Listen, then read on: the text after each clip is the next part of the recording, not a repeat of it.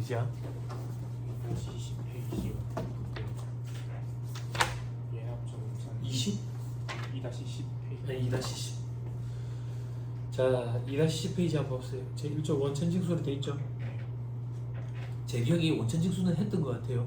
안 했나? 여기서 예납적 원천징수까지 보고 응. 끝났었거든요. 지난번에. 그게 다예요. 그게 밑에 그게 연합적 원천징수예요. 세금 미리 떼어놨다가 나중에 종합과세 계산구조에 집어넣는 거죠. 그렇죠? 자, 그리고 2-11페이지로 갑니다. 이자, 배당, 금융소득이 돼 있죠. 자, 기억만 더듬습니다. 어디 하고 있는지. 종합소득, 소득세법. 소득세법은 철저하게 열거주의 과세원칙에 입각해 있다더라. 그 열거된 소득에 대해서 과세하는데 열거된 소득이 이자, 배당, 사업, 근로, 연금, 다, 퇴직, 양도소득. 근데 퇴직, 양도소득은 성격이 좀 달라가지고 우리 결집효과라 그랬어요. 수년간 누적된 거. 그 결집효과를 완화하기 위해서 각종 공제 혜택이 많다고. 결론적으로 계산 구조가 다르겠지. 그래서 얘들은 따로 과세한다. 그걸 우리는 불위유 과세라고 표현한다. 그렇죠? 나머지는 합산한다 했다. 어떻게 합산하는데? 총 수익 금액에서 필요 경비를 차감하면 소득 금액이 나와요. 이 소득 금액 단계에서 이자 소득 금액, 배당 소득 금액, 사업 소득 금액, 근로 소득 금액, 연금 소득 금액, 기타 소득 금액을 합산하는 거지. 합산하는 거지. 그래서 우리는 종합 소득 금액이라고 표현하고 이걸 우리는 종합 과세라고 표현한다 했다. 종합 소득. 됐죠? 그렇죠? 그때 이자 배당 소득 보자고 얘기해요. 그 다음에 이렇게 넘어갈 거고, 그렇죠? 이 이자 배당 소득을 금융소득이라고 표현해요. 금융소득. 이자 소득의 범위를 봐야지. 왜 철저하게 열거주의 과세 원칙이니까 열거된 거에 대해서만 과세한다 했어. 이자 소득은 배당 과세 기간이 발생한 다음에 소득으로 한다 돼 있죠. 그죠? 보니까 뭐 채권, 증권의 이자와 할인액 이런 거 있네. 일반적인 이자 소득이라고 생각하는 거 우리가 생각하는 거 이자, 그리고 할인액, 그죠? 차금 상각하는 거 있죠. 그거 얘기하는 거예요. 그리고 각종 예금 이자, 그죠? 오른쪽에 비교해 보니까 국내 이자, 국외 이자 불만하고 다 과세한다. 그죠? 채권, 증권의 이자와 할인액은 조금 이따 살펴보자 그 얘기야. 밑에 채권, 증권의 환매 조건 매매 차익이라는 것도 있고 조금 이따 살펴보자고 돼 있네. 법에 정한 저축성 보험의 보험 차익, 보험 차익에 대해서 또 살펴볼 거야. 그리고 직장 공제의 초과 반환금이라는 게 있다. 직장 공제의 초과 반환금. 직장 공제의 초과 반환금은 뭔데? 직장 공제 외 공공부조라고 생각하면 돼. 얼마씩 월급에서 떼어놨다가 이걸 굴리는 거야. 굴려가지고 나중에 퇴직하거나 혹은 이 공제회에서 수령할 사유에 해당하는 경우에는 굴린 금액, 그 이자 형태라고 생각하면 되겠지. 웃돈까지 얹어가지고 돌려받게 되는 거지. 그럼 차이 나는 거. 내가 낸 거보다 더 돌려받는 거 있지. 그게 초과 반환금이라고. 이것도 이자의 성격이니까 이자 소득을 과세하겠다 그 얘기야. 그죠? 밑에 비영업대금의 이익, 영업대금의 이익이 아닌 거. 비영업대금의 이익 중요해요. 좀 이따 할 거고.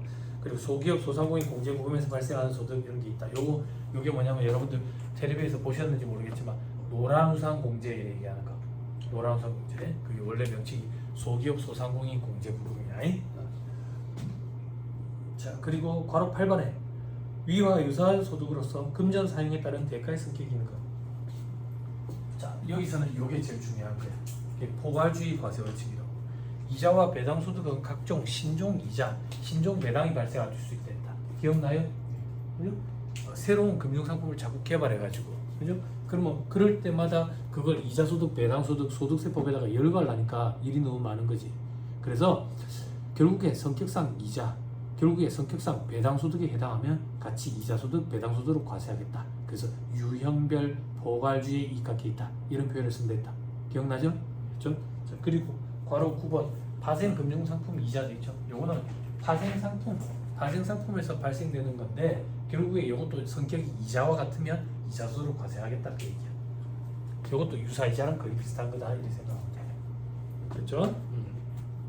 선물, 선도, 수합, 옵션 이런 파생상품이랑 결합해가지고 상품을 만들었다 이렇게 생각하면 돼. 그렇죠? 넘어갑니다. 자, 하나씩 봅시다. 채권, 증권의 매매 차익가액 이자 할인액도 있죠. 그죠? 채권, 증권의 매매 차익은 원칙적으로 과세하지 않는다. 증권을 가지고 생각해봐. 주식. 우리나라에서 주식 거래해가지고 소득이 생기고 과세하지 않는다 그랬어요. 기억나요? 그렇죠? 근데 그걸 과세하려고 하면 이제 그 돈들이 투자처가 없어지는 거지. 그지? 그나마 이자가 좀 쌀 때는 이제 부동산은 확 몰리잖아.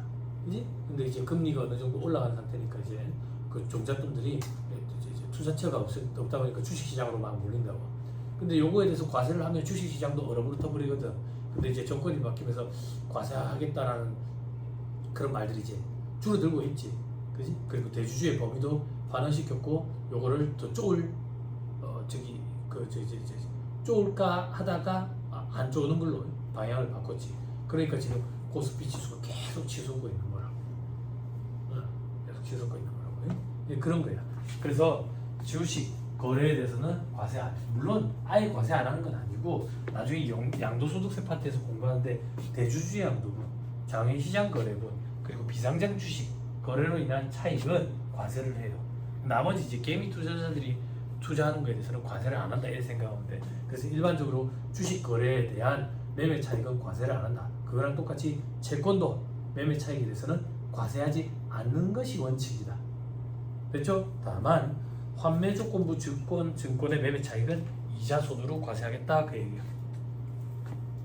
그러면 환매 조건부 매매 차익은 뭔데?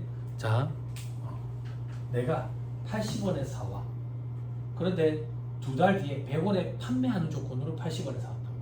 다시 두 달 뒤에 100원에 판매하는 조건이 안 붙었으면 나는 사오지를 않았을 거야.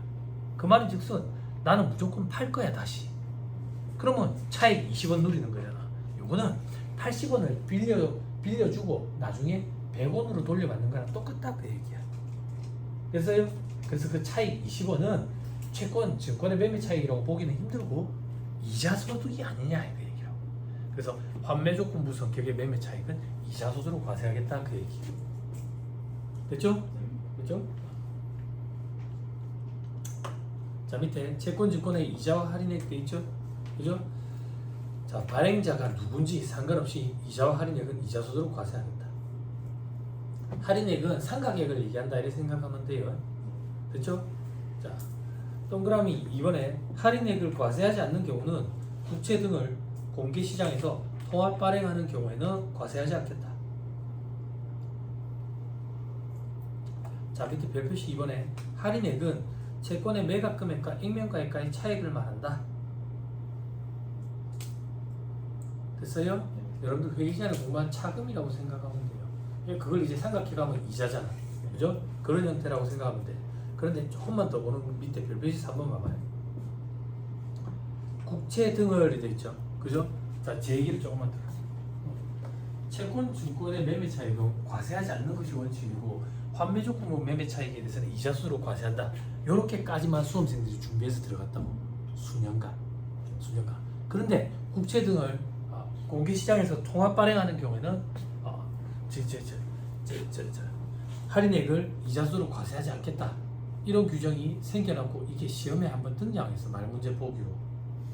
그러다 보니까 우리가 공부해야 될 게 자꾸 늘어나 버린 거야. 늘어나 버렸어. 그게 어떤 건데 밑에 별표시 3번인 거야. 별표시 3번. 국채 등, 그때 국채 등에는 이런 것들이 있는 거야. 뭐 산업금융채권, 예금보험기금채권, 뭐 이런 채권이 뭔데요? 모르겠어. 나도 관심도 없고. 아무튼 이런 채권을 공개시장에서 통합 발행하는 경우에는 그 할인액은 이자 소득으로 보지 않겠대.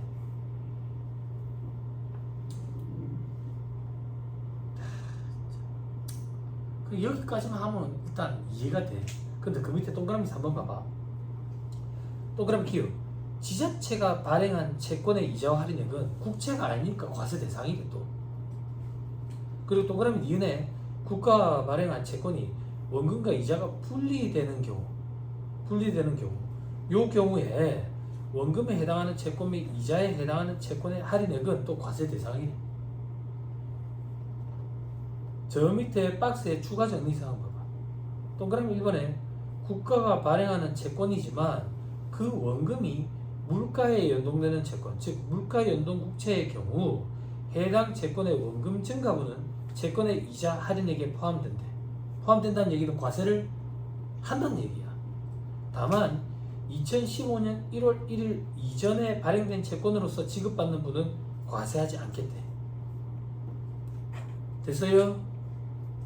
뭐가 됐어요? 갖고 갈 수 있겠어요? 힘들죠. 그죠?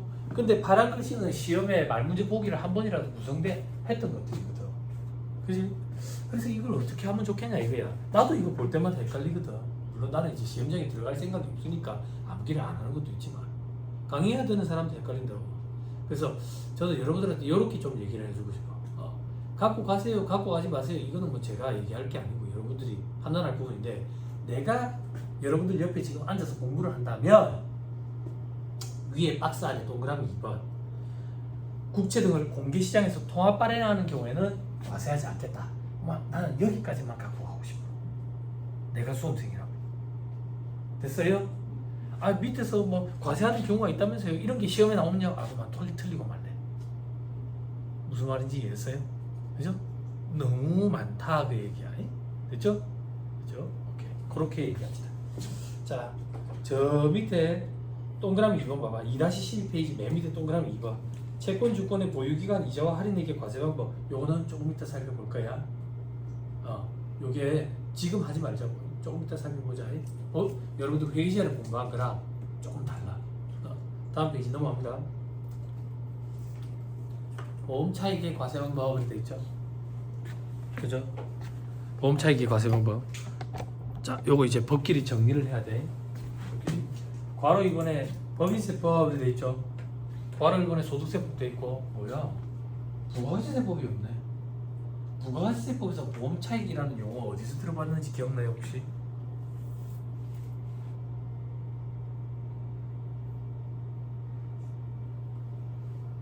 뒤에 뭐 있어? 너무 들어서 버렸나? 한 2kg 빠졌더라고 그때 그 짧은 기간 동안에. 미용실도 못 가. 머리 이렇게 길어본 적이 없는데 어차피 뭐 이만큼만 길러둘까. 찾아라도 좀 봐. 써머리 부가세 써머리 같이 붙어 있잖아. 친구야 너 이름 뭐였지? 동우야. 빨리 쭉 찾아봐.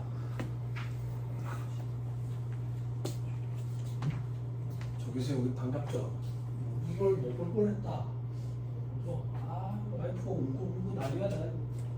매년 뭐 이제 연례 행사도 하고 작년 추석 명절 전에는 과로로 또 쓰러져가지고 이 추석 명절 때마다 연례 행사도 연례 행사. 힌트 줘야 돼? 간주임대료 빨리 찾아봐요. 부가세법의 간주임대료 계산은 먼저 찾은 사람 페이지 좀 얘기해줘요.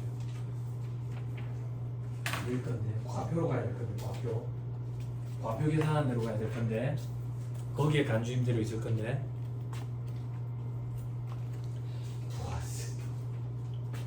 뭐야 큰일 났다. 다들 떠들면서 먹는다. 안 본지 너무 오래됐죠? 페이지 내가 찾아줘야 되겠구만.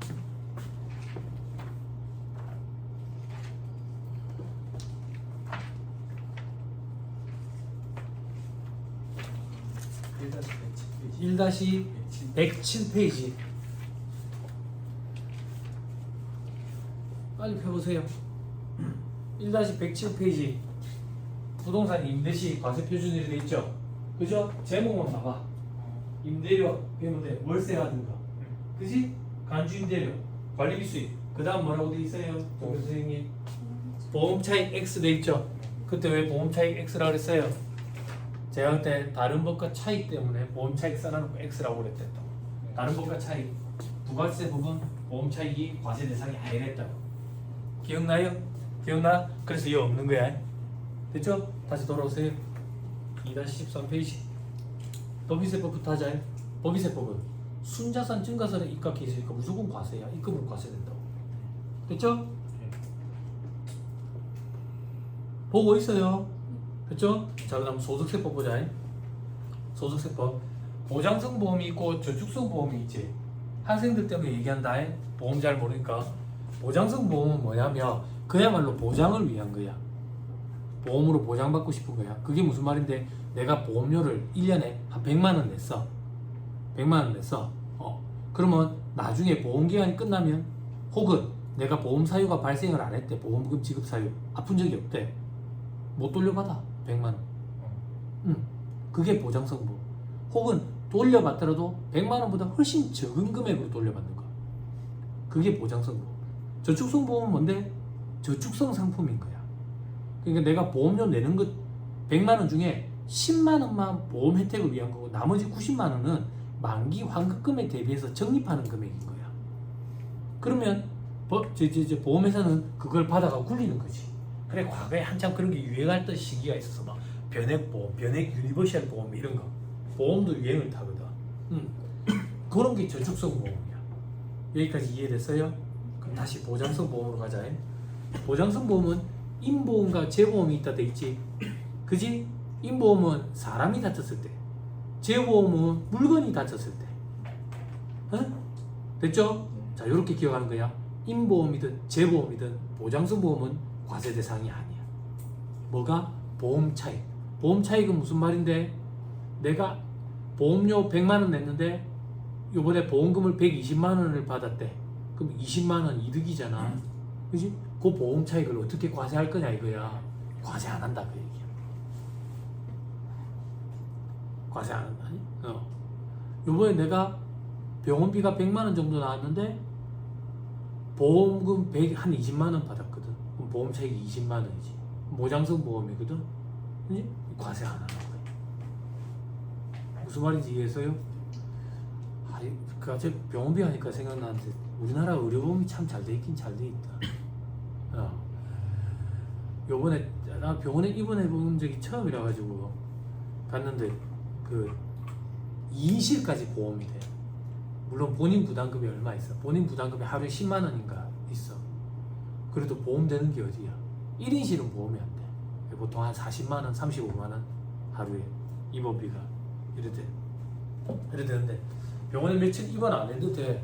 느낌이 싹 오더라고. 병원비가 한 300에서 350 정도 나오지 않겠나? MRI도 안 찍고 CT도 안 찍었어. 복부 CT 찍고 가슴 CT 찍고 허벅지 MRI 찍어야 된다 하더라고. 여기 이제 괴사되면 이제 수술을 해서 긁어내야 된대. 이쪽 그런 건 나 이제 올해 이제 강의들 아웃인 거야. 강의는 아웃인 거야. 복부도 이제 염증이 이제 많이 생기거나 폐렴이 많이 온대. 어르신들 그래서 돌아가신대. 그 찍자 그랬는데 찍기로 예정한 날 오전부터 열이 떨어지기 시작하더라고. 열이. 그래서 조금만 더 지켜보자 이랬댔어. 저 지켜보자 그랬는데 오후 되니까 하루에 해열제 이제 4개 정도 맞아지더라고. 열도 떨어지고 염증 수치도 떨어지고 와이프가 아로마를 막 해줬어. 아로마 병원에서 하면 안 좋아해. 그 냄새에 예민하거든 사람들이. 그래서 밤에 9시나 10시쯤 되면 와이프가 와 병원에. 그럼 이제 병원 1층이나 아니면 밖에 나가가지고 와이프가 아로마 치료를 해주는 거야. 온몸에 아로마를 들이붓다시피 했지. 와이프 말로는 한 200만 원치 들이붓대. 그러니까 확실히 컨디션이 돌아오더라고. 컨디션이 돌아오고 그래서 MRI 찍기로 한 거 이런 거 싹 다 취소됐지. 그거까지 했으면 병원비 한 500원 안 터졌겠나 싶어. MRI 이거 찍는 것도 비급여라더라고.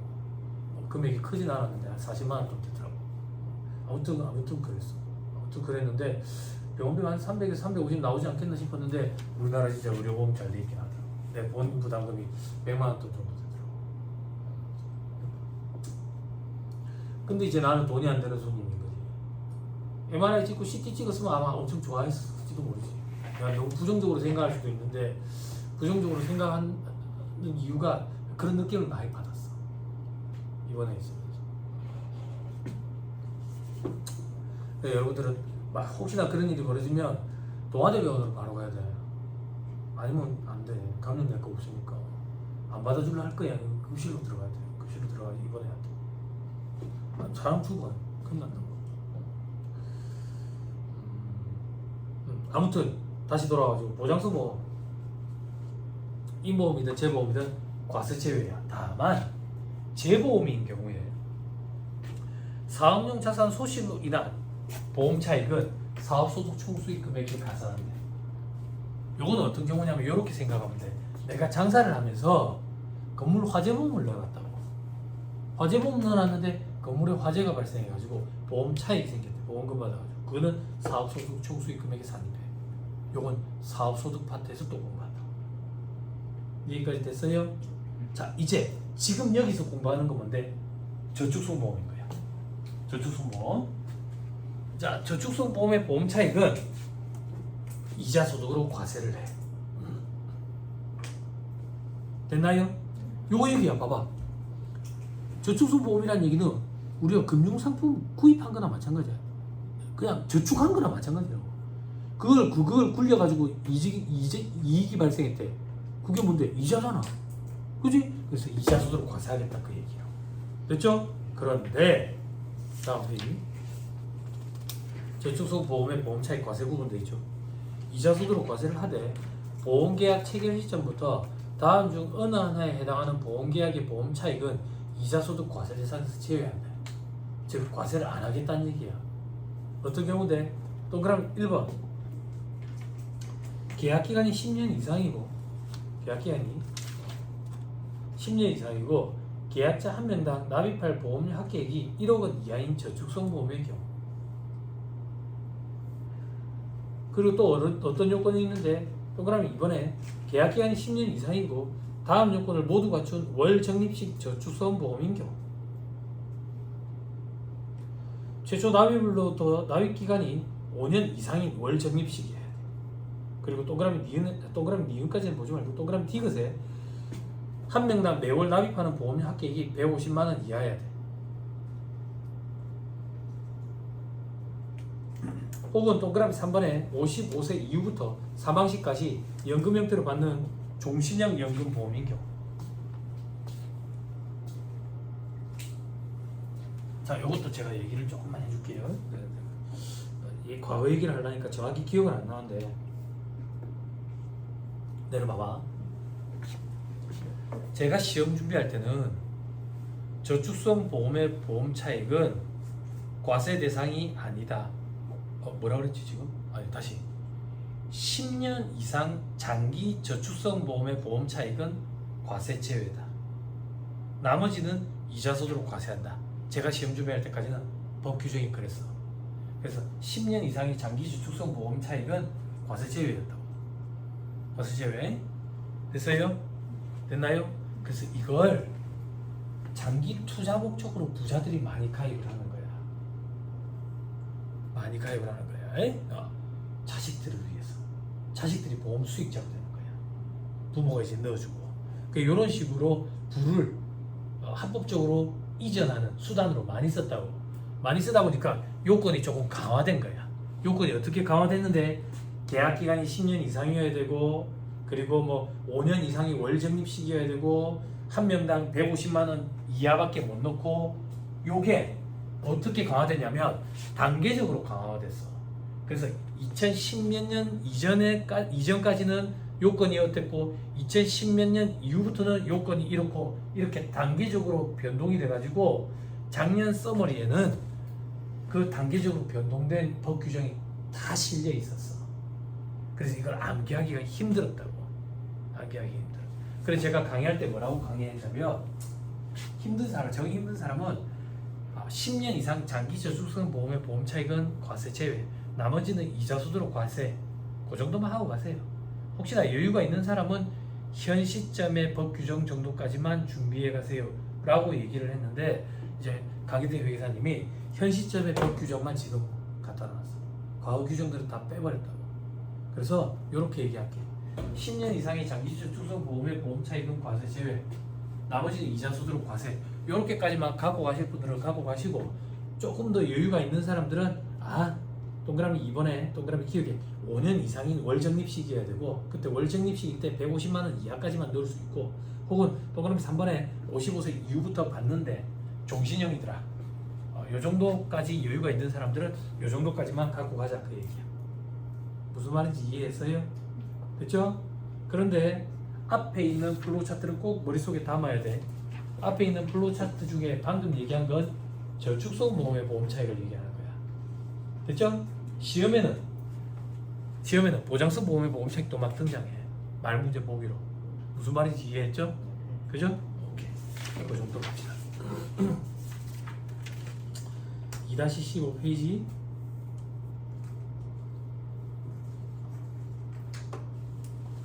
내가 어느 정도 걸러주는 거예요. 무슨 말인지 이해했죠? 너무 복잡하거든. 이거 한도 끝도 없이 들어가는데 답 없다고. 네? 2-15페이지. 그러면 이자 소득으로 보는 금액 어떻게 계산할 건데 보험 차익. 보험 차익 말 그대로 만기나 중도 해지로 받는 거 있지. 그래서 내가 낸 거를 빼면 보험 차익이지. 됐어요? 안 어렵죠? 그죠? 저 밑에 수입 시기 올해 과세할 거 내년에 과세할 거예요. 수입 시기 중요하죠? 보험금 환급금의 지급일. 그럼 받은 사람 입장에서는 받은 날이겠네. 그지? 다만 기일 전에 해지했을 때는 뭐 해지일에 받을 거니까. 됐습니까? 그렇죠? 넘어갑니다. 다음 페이지 또 걸러줍니다. 직장공제에 초과반환금. 들어보세요. 직장공제에 초과반환금은 계산 구조가 굉장히 복잡해요. 어떻게 복잡한데? 연을 나누고 연을 곱하고. 그게 무슨 말인데? 직장공제에 초과반환금이라는 얘기는 직장생활 하루 이틀 하겠어? 수년 혹은 수십 년간 할 거 아니야. 거기서 나오는 반환금이야. 그럼 요거는 결집 효과가 발생한다. 어떤 것처럼? 퇴직소득처럼. 그래서 각종 공제 혜택들이 있어. 다시 얘기하면 다른 계산 구조랑 좀 달라. 그래서 연으로 나누고 연을 곱한다 해서 연분연승법이라고 표현해. 다시 얘기하면 계산 구조가 더 이렇게 복잡해. 그런데 1차 시험에서는 생각 안 해도 돼. 1차 시험에서는 왜 생각 안 해도 되는데요? 1차 시험에 이자 배당과 관련된 금융소득 파트는 시험 문제 꼭 이렇게 나와. 종합과세되는 금융소득 금액을 계산하시오 이렇게 나온다고. 종합과세되는 금융소득을 계산하라는 얘기는 이 계산 구조에 들어가는 금융소득을 계산하라는 얘기야. 이 구조에 들어가는 금융소득. 그런데 직장공제 초과반환금은 두 번째 건에 과세반금 옆에 뭐라고 돼 있어요? 이걸 암기해야 돼. 무조건 분리과세는 원천징수로 과세 문제가 종결되는 걸 분리과세라고 했다고. 기억나요? 내려봐봐. 원천징수로 과세 문제가 종결된다. 그게 분리과세라며. 분리과세라는 얘기는 종합과세가 아니야. 종합과세가 아니란 얘기는 이 계산 구조에 안 들어간다는 얘기라고. 무슨 말인지 이해했어요? 1차 시험 문제의 금융소득 파트는 종합과세되는 금융소득 금액을 계산하라고 그래. 종합과세되는 금융소득 금액이라는 얘기는 이 계산 구조에 들어가는 금액을 물어보는 거야. 직장공제에 초과반환금은 이 계산 구조에 안 들어가는 금액이라고. 무슨 말인지 이해했죠? 그래서 배제해놔놓고 계산할 거거든. 그래서 1차 수업 목적으로는 직장공제에 초과반환금은 무조건 분리과세. 그것만 기억하면 돼. 그리고 2차 시험 때까지 밀어버리면 된다. 무슨 말인지 이해했죠? 됐죠?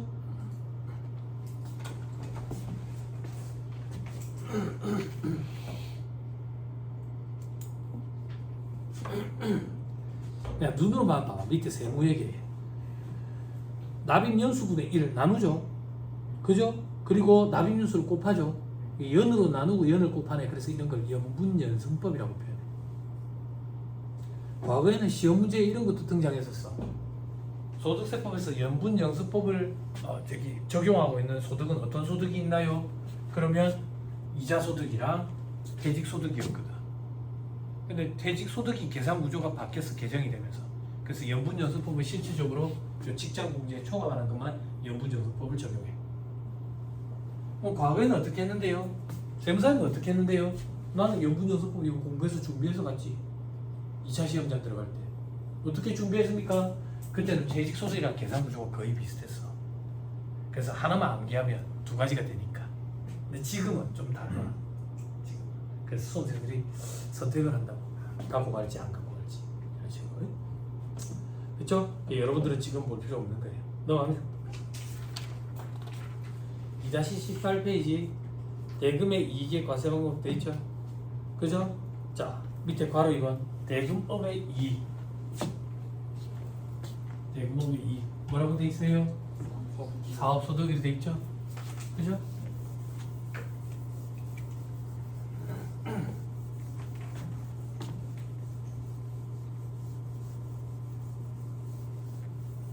대금업이 뭔데 돈을 빌려주고 이자 받는 걸 업으로 하는 게 대금업이라고. 그지? 그럼 뭐 돈을 빌려주고 이자 받는 걸 업으로 한대. 그게 어딘데? 은행이지 뭐야? 그럼 뭐 은행이 이자 받은 걸 대금업의 이익이야. 그거는 사업소득으로 과세하겠다 그 얘기야. 계속 반복성을 띠니까 사업소득이라고. 그지? 그럼 비영업 대금의 이익은 뭔데? 은행이 아닌데 돈을 빌려주고 이자를 받았다 그 얘기야. 그건 이자소득으로 과세하겠다는 얘기야. 됐어요? 이자소득으로 과세하고 사업소득으로 과세하고 어떤 차이가 있는데? 손가락 잠깐만 끼고 2-1페이지 잠깐만 봐보세요.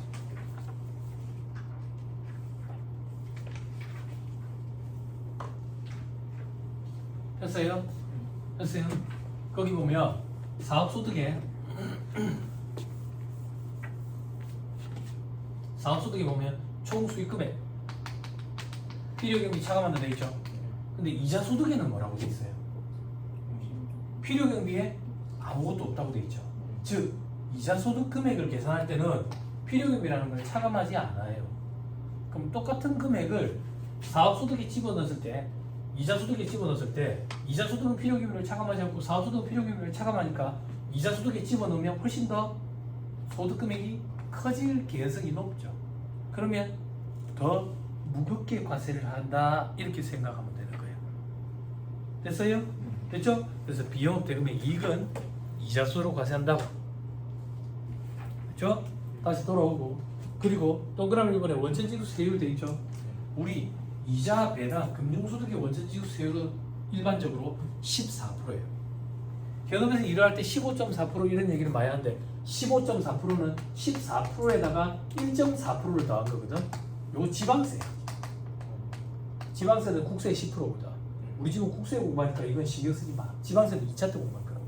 그래서 원천지급세율 14% 이래 얘기하면 돼. 그런데 비영업 대금의 이익은 25%로 원천지급세율 한대. 훨씬 더 무겁게 과세한다 그 얘기라고. 됐죠? 됐죠? 왜 이렇게 무겁게 과세합니까? 은행이 아닌데 돈 빌려주고 이자를 받으면 감출 가능성이 높아. 제일 대표적으로 감추는 사람들이 누군데? 사채업자죠. 사채업자. 그래서 이렇게 무겁게 과세한다 이렇게 생각하면 돼. 됐어요? 그래서 여기서 말하는 사채는 여러분들 회계 시간에 공부한 사채 발행 그거 얘기하는 거 아니야. 그 사채는 회사채라고. 회사채. 전해진 이제 박 시장이 돈 빌려주는 거. 전해진 이제 너무 옛날이라서. 뭐 있지 요즘에는? 카지노에 그 누구지? 내가 임마 최민식 씨. 그래서 카지노가 2까지 나왔나? 3까지 나왔나? 3까지?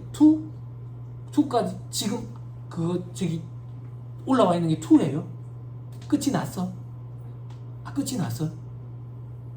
그것도 다 찍어 한 번에 이렇게 팍 올리는 그런 거예요. 그 몇 회 정도 되는데 그게? 예전에 그 뭐지? 나 엄청 재밌게 본 게 있는데 와이프랑 명절 때 밖에 나가지도 않고 밤새도록 봤는데 밥도 안 먹고 처음 넷플릭스 가입했을 때 수리남 아니 오징어 게임 때문에 넷플릭스를 가입했어. 아니 수험생들 자꾸 비웃는 거야. 내가 그랬거든 애들한테. 야 넷플릭스 몇 번 채널에 있는 거야. 그러니까 애들 막 웃는 거야. 집에서 999번까지 돌리는데 999번까지 999개가 아니야 채널이. 근데 넷플릭스가 없는 거야. 애들 막 비웃더라고. 텔레비에 보면 있다고. 근데 자꾸 안 나와서 아무튼 어떻게든 가입이 됐어. 가입이 됐는데 오늘 그 재미없더라. 오늘 잤어. 무궁화 꽃이 빵! 뭐 이거밖에 없더라고. 잔인하고. 근데 수리남이가 그거는 밥을 못 먹겠던데. 너무 재밌어가지고 와이프 그러는 거야. 오빠 어떻게 할래? 밥 먹을래? 그만 볼래? 아니 틀어봐. 궁금해서 안 되겠다. 그랬던 기억이 나. 근데 카지노가 그것도 그래 재밌는 것 같아. 그죠? 재밌는 얘기를 하나 하면 애들한테 학교 가서 농담한다고 요즘 애들 관심사. 그래서 얘들아 요즘엔 환승이 되게 민감하더라. 환승 주의해야 된다. 이런 얘기를 많이 했어. 근데 정작 나는 환승연애 그걸 본 적이 한 번도 없거든. 환승연애 그걸 한 번도 본 적이 없어. 근데 요번에 와이프랑 얘기하다가 환승연애가 뭐 한다는데 엄청 대박이라는 거야. 그래서 와이프한테 보자 이번에 우리 한번. 애들한테 내가 맨날 환승이라고 얘기하는데 나 정작 나는 본 적이 없는데 포더라 포. 환승연애 1, 2, 3가 그동안 했나봐. 그동안 애들한테 보지도 않고 얘기를 한 거야. 그래서 요번에 보자 그랬는데 이게 왜 거야? TV네 이것도. TV야. 돈을 줘야 되잖아. 넷플릭스로 가입돼 있는데 그래서 돈을 주고 가입을 했어. 가입을 내가 보는데 와 자극적이더라. 본 적 있어요? 조교수님 본 적 없어? 왜 안 봐봐 자극적이야. 책을 못 봐. 얼마나 자극적인지. 그걸 보는데 그런 느낌이 들었어. 그러니까 연애하다가 얼마 전에 헤어진 애들이야. 걔들이 이제 한 집에 다 가다나 뭐 2주인가 한 달인가 가다나 그러면서 서로 막 썸을 타는데 예전 저기 이성 친구한테 죄책감을 좀 느끼고 근데 새로 썸을 타는 사람한테 또 설레임을 느끼고 이러면서 애들이 막 혼란스러워해. 아직 나이가 어리니까. 밤에 잠을 못 자. 막 술을 막 먹고 그래. 술을 먹으면 더 잠을 못 자. 감정이 더 격해질 거거든. 그걸 우리는 이제 지켜보는 거야. 그걸 보는 내내 그런 생각이 들어. 와이프랑 나랑 내가 관음증 환자가 되나? 아무튼 이렇게 자극적인 게 아니면 요즘에 애들이 안 봐. 애들이 안 봐. 그 인스타그램에 뭘 하다가 잘못 클릭을 했는데 깜짝 놀랐다고. 덩치가 엄청 큰데 여자야. 어떤 덩치가 큰 사람이 여장을 하고 중피리 고피리들 담배 피는 걸 단속하더라고. 인스타그램에 그런 거 있어. 잘못하고 그걸 클릭했는데 계속 그런 영상만 떠. 덩치가 큰 사람이 여장을 해. 여장을 하고 고피리들이 담배 피우고 있어. 야, 안 보이는 데 가서 펴 이러더라고. 뭐 하는 거야? 아 근데 조금 기분이 묘하더라고. 내가 예전에 그랬어. 예전에 대학 때 몸이 좀 이래 났을 때 있잖아. 유도해가지고 그 집에 갈 때 이제 집 앞에 여중이 하나 있었다고. 여중이 하나 있었는데 여중생들이 쪼그리고 앉아가지고 담배를 피우고 있어. 담배 피우고 있어. 그럼 내가 이제 집에 가는 길에 이렇게 봐. 이렇게 보면 애들이 내를 계속 쳐다본다. 나도 계속 쳐다보지. 뭐 애들이 침을 탁 뱉다. 가지. 담배 안 꺼? 뭐 이런다고 그래. 입을 확 잡아 째뿌린다. 막 담배를 떼버린다고. 콧구멍에 꽂아버린다. 그러는데 막 담배 막. 동네 보안관이 동네 보안. 예전에 할아버지랑 살았던 그 오래된 주택 그 앞에 동부산대학이라고 되게 질이 나쁜 애들이 다니는 학교가 있었어. 예전에는 동네 예전이었는데 여자 전문대학일 때는 괜찮았는데 남녀공학으로 바뀌면서 애들이 질이 안 좋더라고. 어느 정도로 질이 안 좋냐면 회싸움을 해. 20-30명이. 일요일 낮에 자다가 시끄러워가지고 낮에 술 퍼먹고 회싸움을 해. 그 뭐 할아버지랑 되게 오래 오래된 집이 화장실이 밖에 있었거든. 그 2층으로 올라가는 계단이 있어. 2층으로 올라가는 계단에서 이렇게 보면 여자애들이 얻어맞아 기절을 해가지고 동네에 들어누워 있어. 그러면 이제 내가 20-30명이 응급부터 있어. 4-5명이 응급 치고받고 하고 있다고. 그러면 이제 경찰이 전화하는 거지. 애들이 폐사원 붙었는데 좀 와야 되겠다고. 어딨냐고. 각 출동하겠다고. 한 사이카 한 4대 와야 되겠다고. 이것들 다 잡아가려면 뭐 많다고. 그러면 사이카 소리가 나면 양쪽으로 홍해 가라듯이 쫙 애들이 도망가. 그럼 내가 거기서 이제 다리를 걷고 있는 거지. 도망가 이렇게 넘어뜨리는 거지. 동네가 망가졌다. 하루는 이제 술이 취해가지고 이제 밤에 늦게 이제 오가지고 이제 담배를 한 대 딱 피우고 있으면 뭐 이상한 소리가 촥 난다고. 뭔가 싶어 2층 계단에서 이렇게 보면 그 애들이 이제 술 먹고 우리 집 대문에 이제 오줌을 싸는 거야. 오줌을 싸. 그럼 내가 그때 막 운동 많이 할 때니까 뭐하니 이러면 막 이래 들번거려. 위에 봐봐 위에 나 뭐하니 이런다고. 치우가 도망간다고. 뒤통수 잡고 이제 머리채 잡고 끌고 오는 거지. 그래가지고 호수 내가 주면서 내가 물 틀어줄 테니까 치우고 가. 그랬던 기억이 나. 근데 지금은 이제 이제 모른 척 하는 거지. 오늘 지금 강의하면서 7kg 빠졌지. 근육이 다 빠지고. 요번에 이제 아프고 나니까 또 근력이 완전 소실돼가지고 팔 드는 데 힘들더라고. 아무튼 인스타그램에 그런 영상들이 있더라. 네? 근데 본인은 무슨 권한으로 그렇게 하고 다니는 거야. 안 그래? 동네 깡패도 아니고. 좀 안타깝더라. 네? 근데 사람들이 그거에 있어 좋아요를 많이 눌러주다가 좀 안타깝더라. 아니 무슨 권한으로 그래 애들 담배 피우는데 그를 단속하고 위협을 가하고 그래. 안 그래?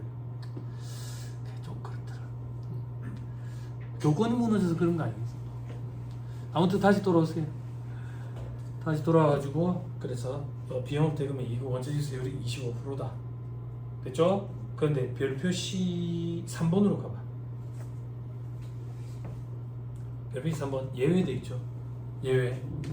온라인 투자 연계 금융업 및 이용자 보호에 관한 법률. 무슨 법인데요? 모르겠어. 그냥 이런 법이 있대. 이제 법을 암기하는 건 아니고 이런 법에 따라 금융위원회에 등록한 온라인 투자 연계 금융업자를 통해서 지급받는 이자소득 P2P 이자소득 이렇게 표현한다. P2P로 되어 있는데 뭔 소리인지 모르겠고 아무튼 P2P 이렇게 표현한다. 요거에 대해서는 14%로 한다 그 얘기야. 됐나요? 자, 요건 무슨 말이냐면 요렇게 이해하면 돼. 음지에 있는 그 사채업자들을 양지로 좀 드러내고 싶은 거야. 그게 무슨 말이냐면 워낙 그 사람들이 이자소득을 신고도 안 하고 감추니까 유인책을 좀 줘야 되는 거야. 스틱 앤 캐럿이라고. 캐럿도 좀 줘야 될 거 아니야. 그래서 양지로 좀 나와라. 양지로 어떻게 나와? 온라인을 통해 가지고 연계해 가지고 돈을 빌려줘라. 그러면 흔적이 남잖아. 흔적이 남으면 국세청에서 파악해서 과세를 할 수가 있겠지. 이렇게 흔적을 남기면 원천지급 세율은 25%가 아니라 14%로 해줄게. 그 얘기야. 그 사채업자들을 양지로 드러내기 위한 차원이다. 이래 생각하면 돼. 그 유인책으로. 됐어요? 됐죠? 요것도 시험에 등장한 적이 있어요. 자, 이제 위로 다시 올라가서 동그라미 3번 수입 시기. 수입 시기는 약정에 의한 지급기일. 다만 약정 전에 지급받으면 그 이자 지급이에요. 그래서 우리는 계산 문제 풀 때는 이렇게 기억하면 돼. 둘 중 빠른 날. 됐나요? 둘 중 빠른 날. 말 문제 보기는 이렇게 나온다. 약정에 의한 지급기일. 다만 그 전에 지급한 경우에는 그 지급한 날. 근데 계산 문제 풀 때는 이거 계산 문제에 자주 등장하거든. 날짜가 두 개가 주어지면 둘 중 빠른 날로 하면 돼. 됐나요? 이게 왜 시험에 엄청 중요해. 비영업 대금의 이익이. 금융소득 종합과세와 관련된 문제가 등장하면 비영업 대금의 이익은 꼭 같이 끼어서 등장해. 됐죠? 자, 그 다음 동그라미 2번 타산 등으로 일부 회수 불가능한 경우에는 원금부터 회수한 것으로 본다. 이것도 굉장히 중요해. 됐어요? 됐죠? 자, 이건 무슨 말인데 2-19페이지 저기에 별표 4번 가.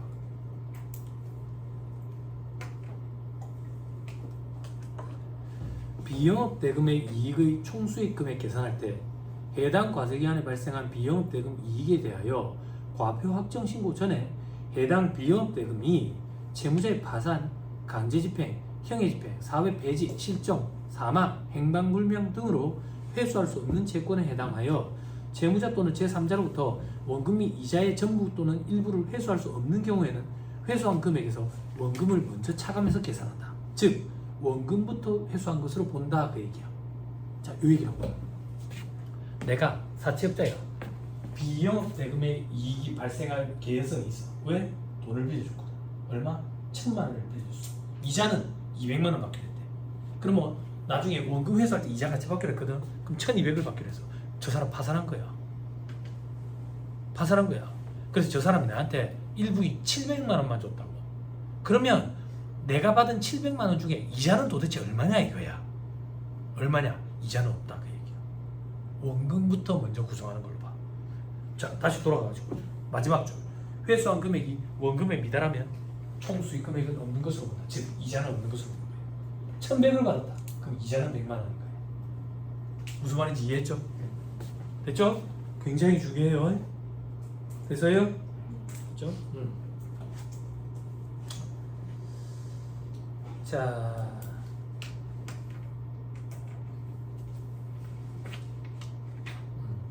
그 정도 보면 되고요. 다시 왼쪽 페이지로 돌아가세요.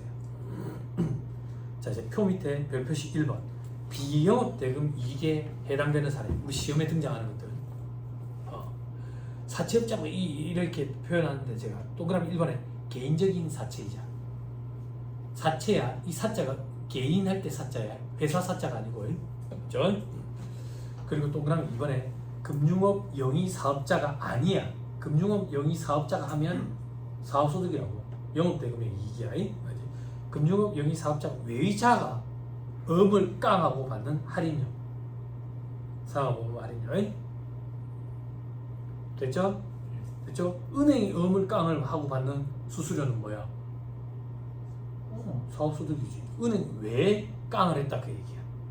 됐죠? 됐죠? 자, 밑에 동그라미 3번에 외상매출금을 대여금으로 소비대차 전환함에 따라 받는 이자 돼 있죠. 없는데 설명드릴게요. 나중에 이제 사업소득에서 또 할 거예요. 내가 물건을 외상으로 팔았어. 외상매출금이 있다고요. 그치? 외상대금 언제 받기로 했는데 지난달 말에 받기로 했어. 근데 여기서 대금 지금 자금 회전이 어렵대. 그래서 한 달 미뤄달라는 거야. 그러면서 100원을 더 주겠대. 내한테 100원을 더 주겠대. 요거는 사업 부수수익이야. 사업소득이거든. 근데 내가 그러는 거야. 그렇게 하지 말고 약정서를 하나 쓰자. 내가 불안하니까. 어떻게? 외상대금이라 하지 말고 그냥 그 돈 내가 못 받은 거 내가 니한테 빌려준 걸로 하자. 빌려준 걸로. 그래서 한 달 뒤에 100원 더 줘라. 그러면 빌려준 돈에 대한 100원이니까 이자소득이다 그 얘기야. 그걸 소비대차 전환이라고 표현해. 외상대금은 사업소득이잖아. 외상대금을 빌려준 대여금으로 바꿔버리는 거지. 그거에 따른 이자. 됐죠? 그걸 소비대차 전환함에 따라하는 이자 이렇게 표현하는 거야. 그건 이자소득이다 그 얘기야. 보고 갑시다.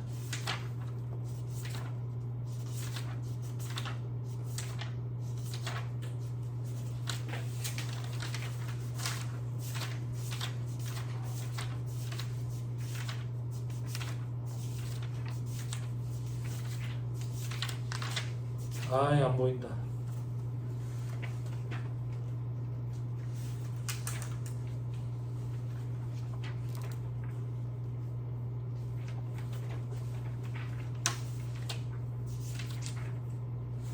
왜 이래 안 보일까? 왜 이래 안 보일까?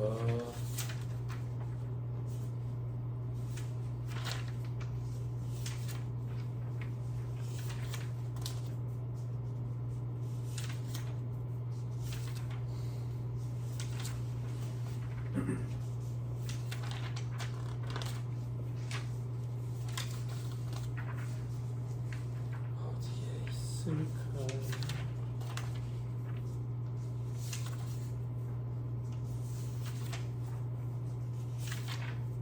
찾은 사람 있어요?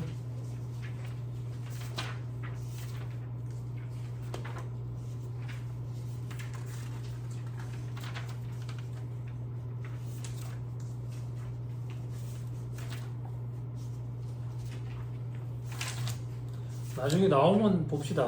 지금 찾으려니까 당장 찾으려니까 안 보인다. 금융소득 파트 여기 있었는데. 자, 나중에 나오면 다시 얘기합시다. 지금 찾으려니까 안 보인다. 쉬는 시간에 한번 찾아볼게요. 다시 돌아가가지고 외상매출금과 관련돼가지고 받는 건 사업 부수수익이야. 사업 부수수익. 그런데 이걸 소비대차 전환을 했다. 소비대차 전환을 하면 이자소득이다 그 얘기.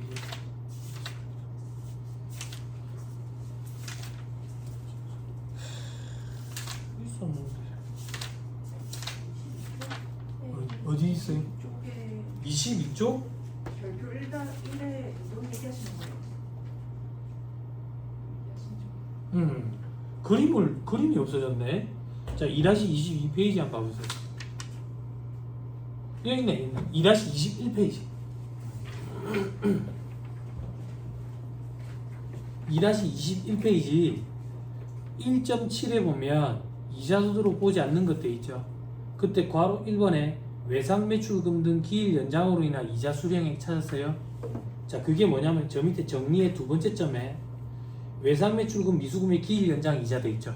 그죠? 요건 이자소득이 아니라 사업 부수수익으로 봐버려. 그래서 사업소득에다가 집어넣는다고. 됐나요? 근데 만약에 이게 외상매출금이 소비대차 전환이 일어나서 대여금으로 바뀌면 그거에 따른 소득은 이자소득이다 그 얘기야. 됐어요? 그래서 이자소득이 있었는데 그림이 왜 안 보이나 했는데 여기 있네. 됐지요? 돌아오세요. 정리됐습니다. 에? 자, 2-18페이지 다시 돌아와서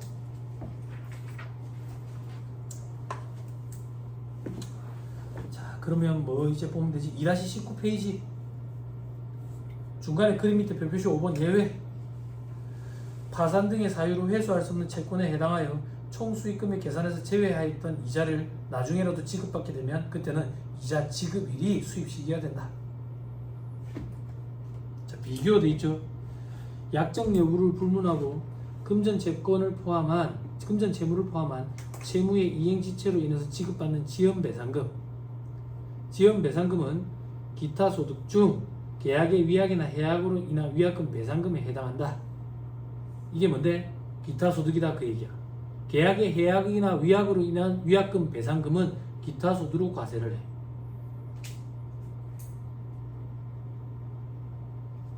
됐나요? 이자가 아니다 그 얘기야. 구분을 해야 돼. 채무의 이행지체로 인해서 지급받은 지연 배상금, 위약금과 배상금이라는 표현이 나오면 계약에 따른 거,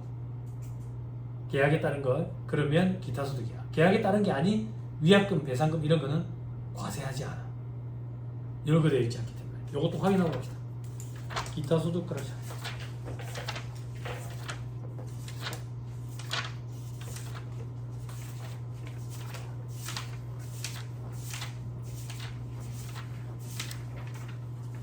(2-121페이지)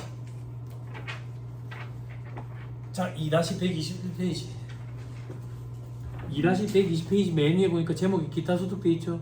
2-121페이지 소득 구분 시 주의해야 할 소득의 동그라미 1번 위약금 배상금 돼 있죠. 동그라미 1번에 두 번째 점이 원칙이야. 위약금과 배상금은 과세하지 않아 원칙이. 열거되어 있지 않기 때문에. 다만 재산권에 관한 계약의 위약이나 해약으로 인한 것은 기타 소득으로 과세를 해. 됐어요? 됐죠? 오케이, 다시 돌아오세요. 그럼 다 되네요. 잠깐 끊었다가 2-19페이지 1.5 노란색 문제부터 봅시다.